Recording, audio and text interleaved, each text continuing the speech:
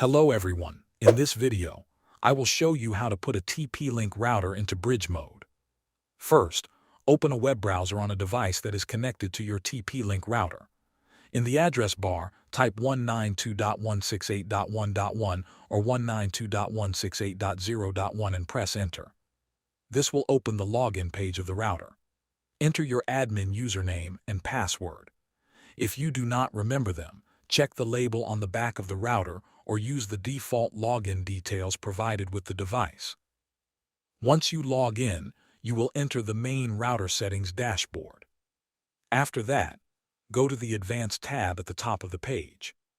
Now look at the menu on the left side of the screen. Find and click on the option called Operation Mode. You will see different mode options available for the router.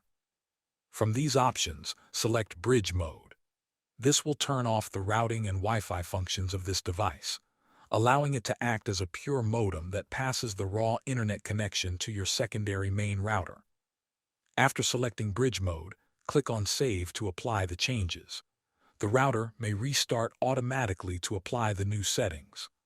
Once it comes back online, your TP-Link router will now be working in bridge mode and extending your existing network.